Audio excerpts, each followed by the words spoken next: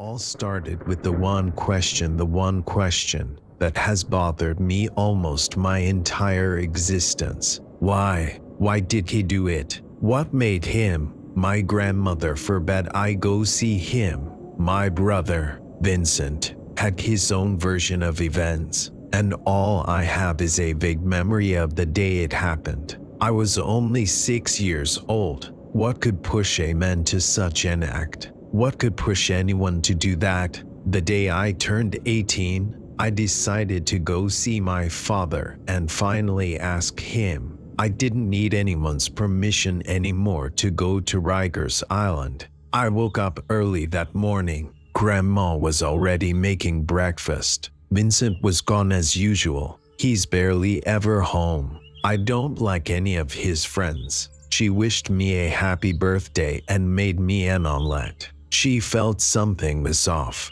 but I played it cool. I knew if I told her, she'd lock the door on me. She was that serious about it. I hopped on a bus and got to Rikers within an hour. They had me waiting about another hour until I finally saw him. He looked completely different than I imagined. He came and sat down in front of me. I picked up the phone with only one question on my mind. He acted like I wasn't even his son. After what he did, I didn't feel like I was either. First thing he said to me was, "Why did you come? Maria sent you here." She was never too smart. At first, I'll be honest, I got up. I wanted nothing to do with him. But then something made me sit back down. "Why? Why did you do it?" I demanded. He replied with, "So, nothing I can say will make it better." I asked him again, "Why did you take my mother away from me?" This is when he simply handed me a small red leather diary. "You had a sister," he quipped to me, which I refused to hear at first. How could I believe a thing he said? "You still haven't answered my question," I said. "Her name was Celeste." He shot back, "She was your sister." After that, he got up and left. I was fuming. Not only did he not answer what I wanted to know most, he passed on the little red book. That would be the start of a very troubling time in my life. I came home that night, after doing my evening shift at Taco Tuesdays, and hopped on my Xbox. Grandma made some rice and chicken. Even Vincent came back and had some. His jacket was torn up. He had some blood on his pants. He was acting very strange. Grandma went to bed, and so did he. And eventually I got curious and opened the diary. The first thing I saw was her name, Celeste. Her entries started as any kids, drawings of dinosaurs, dolls, all kinds of animals, and a few diary entries, completing a science project and receiving an A+, finding a baby sparrow fallen from a nest, fun days in the park with mom and dad until something changes page after page. Celeste writes, "Someone is watching me, and he's in my room every night. He scares me. He says bad things to me." The pages that followed were even more unsettling. They were full pages, heavily inked sketches of a tall man in a wide-brimmed hat. I put the diary back into my backpack and went to bed that night thinking about it all. I couldn't fall asleep for hours, till I finally did, only it felt like just a moment before I was wide awake again. I couldn't move. My arms, my legs, my entire body, frozen. The only thing I could wiggle were my eyes. Grandma was out cold in her bed. Vincent was passed out as well. I felt a chill enter the room, and with it, a darkness started creeping in from the hallway and into the bedroom, covering every inch of the room. All I wanted at this point was for this to end, but I had no control. I knew I wasn't sleeping. I knew this was no dream, and that's when I saw him. He was standing right there in the doorway. I could only see his silhouette. His eyes glimmered under his hat. He made his way closer to me, almost hovering. I could not move a single muscle. I was overtaken by fear, a dreading, engulfing sensation of doom. All your fault. His cold, bitter voice echoed in the room. You did this? He proclaimed as he reached his finger out to me. Suddenly I could feel a loss of breath. I couldn't breathe no matter how hard I tried. I felt an insurmountable pressure on my chest. I felt this was the end of my life, until I looked to my right and saw her standing there beside me. Her eyes glimmered just like his. Her stance was crooked, her face that of a broken porcelain doll, cracked and tormented. I could not believe what I was seeing with my very own eyes. That's when she uttered, "Remember me now," in her childlike, distant voice. Then everything went black. I woke up the next morning standing in the kitchen. Grandma was worried for me. She told me I was sleepwalking and she didn't want to wake me. The first thing I did was go out and throw the diary into a dumpster. I went to work my shift, came back 8 hours later to find the diary right at my front door, waiting for me.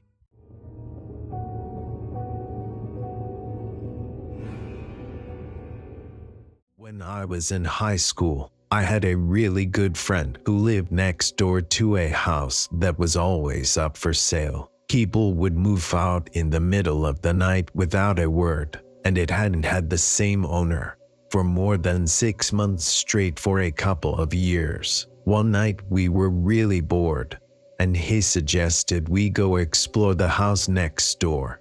Since it had Saturday empty for a while, we go around back and there's a dub door that he can crawl through, and he unlocks the door and lets me in.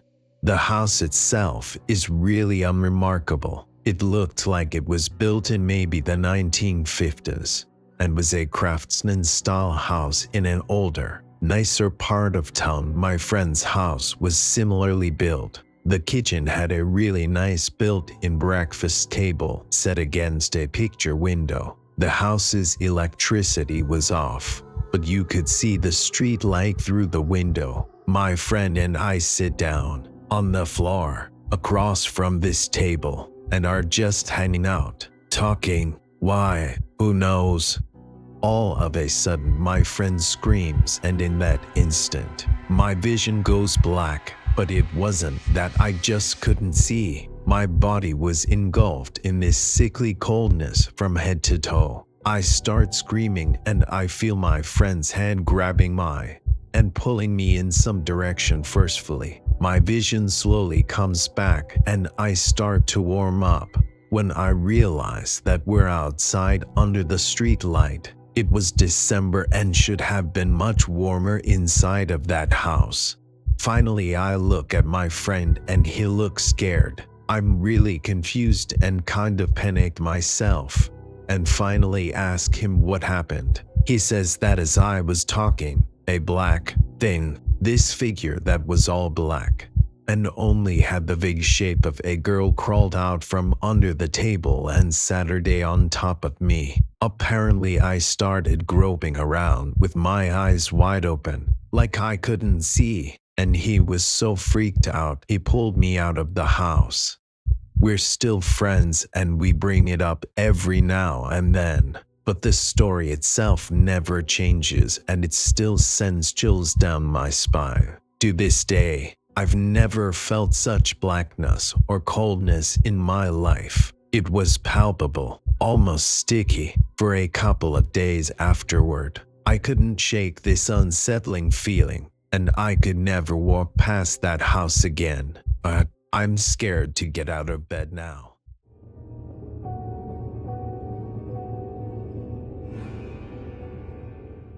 Hardly anyone knows it, but Windfall, Indiana exists. It exists in such a way that when you're there, you feel like you're in a completely separate world. No shops, no restaurants, no anything, just a gas station, a bar, a post office, and some dirt roads. It has an energy to it Like you can feel a thickness in the air that offsets your intuition. It makes a human being's natural senses spike, like an animal who knows a predator is nearby. At least, that's how I personally feel about it. The entire place is off-putting. The people aren't much better either. I was only 13 when we moved there. My older sister was 16 and my younger one was 12. Both of them did considerably better than I did socially at school, and I was often left by myself at our new home. Mom was working quite a bit and often stayed after hours. She said it was because we needed the money, and I'm positive we did, but I think it was more so to keep her mind off the divorce. The new house was small, a 3-bed 1-bath with a dining room and a living room. We had a fenced-in backyard and a muddy lawn with an old tree sagging over it. It was the dead of winter, and as a 13-year-old girl, going through her first of many depressive episodes to come, I submerged myself into the internet. I came home every day to an empty house, made myself a snack, and planted myself on the couch to get lost in a YouTube rabbit hole until my eyes hurt. We'd only lived in the house for a couple weeks, but I was beginning to adjust to a new life. Sure, I didn't like Windfall, but I wasn't afraid of our house. School was miserable, but I cherished my time to myself. I felt as if I was getting a small taste of the adult life 13-year-old me was so eager to have.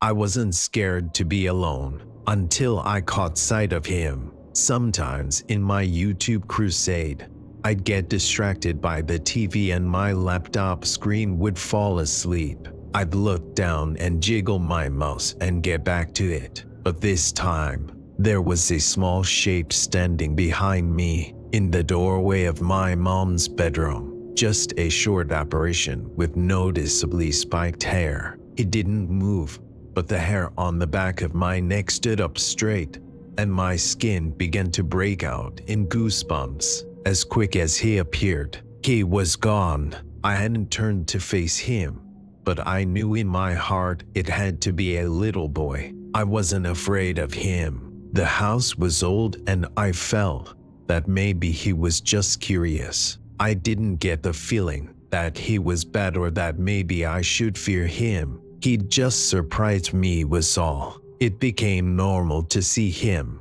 Most times he was in the reflection of my screen. Other times I'd look up and see him leaning against the doorway of the dining room. He was never in color, only a black shadow that faded away as soon as I blinked. I didn't want to tell my sisters or my mom. I'd been getting horribly bullied at school nearly every day, and I felt if I were to say something, they'd make fun of me or simply call me crazy. I didn't want them to think I couldn't handle being alone. Either way, he was harmless at first, so he began to peer closer to me, or things in the house would fall over mysteriously. Cabinets would slam shut or the TV would turn off. Curtains would sway as if someone had run their hand through them. I'd just blare my headphones and stay put on the couch, staring at my laptop and praying that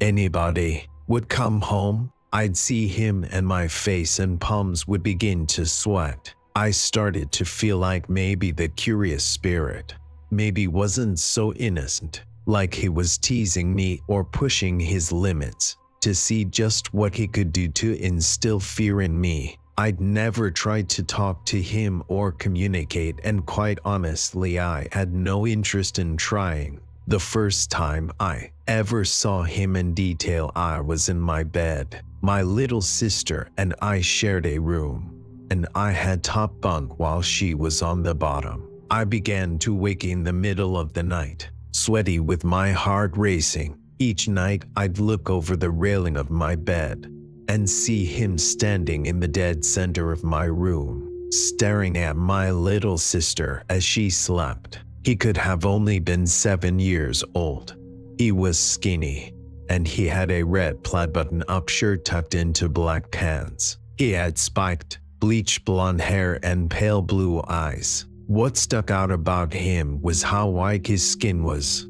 He looked nearly albino, yet his lips were a shade of deep purple. I'd be too afraid to close my eyes or to even breathe. I'd wake in the nights to come, holding my eyes shut because I knew when I opened them he'd be there. Some nights, my sister wouldn't be in her bed because she was still young enough to want to be in Mom's bed. He'd still just stand there, staring, not acknowledging me or letting it be known that he knew I was there. But I Northeast W he knew. As I kept this secret, our household began to fall apart. My sisters and I were constantly fighting. My depression was worsening and self-harm crept into my daily life. My mother began to drink heavier, and in fits of rage or sadness, she'd say things she didn't mean. She'd change into a person filled with anger when she'd once been so loving and sweet. My family began to feel like strangers to me. This led to even more time in the house on my own, as my sisters used their friends' houses as an escape. I had made no friends at my new school, so the only thing I could do to get away was to take walks to the gas station or to play with the dog. The next door neighbors kept chained outside to a tree. Every time I'd see the little boy, I'd stop what I was doing and go sit with that dog. I'd stay put for a few hours until someone arrived home. Things hit their peak when it came time for me to bathe. I loved baths, but for some reason when I took baths at this house, I felt nothing but anxiety. My chest would tighten and burn when I'd lay back to wash my hair, and I'd feel like I couldn't bring myself back up.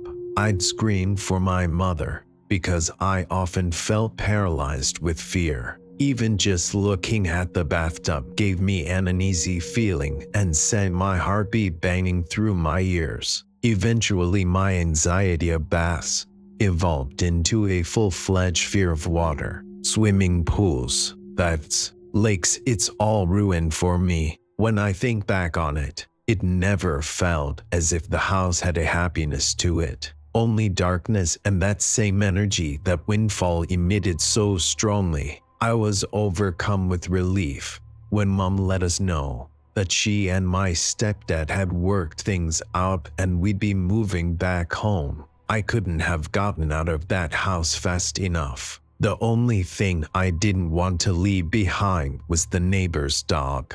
I had learned to shove away those memories. The little boy's face still popped up in my dreams from time to time, but I'd gotten over my anxiety of being home alone. Mom got better, and she eventually went back to being her old self again. Time passed and the depression got easier to manage. I'd nearly forgotten about him.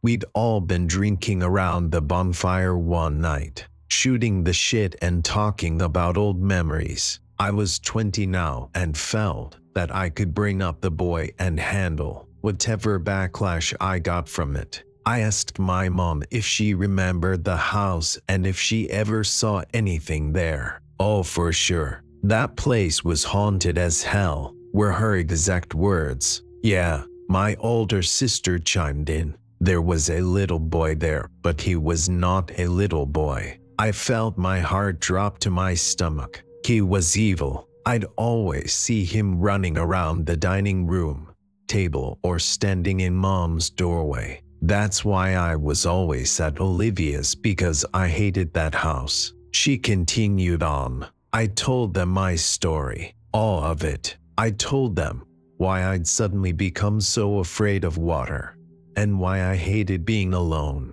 It wasn't just him. There was an old woman there too. My mom said she'd stand in the dining room and tell me to get out of her house. I'd wake up in the middle of the night, and she'd be standing at the end of my bed staring at me, pissed as hell. That's why I'd get up in the middle of the night and grab your sister out of bed. so she could sleep next to me because I was so scared. The worst time it happened, I woke up and saw that boy sitting on my dresser, swinging his legs.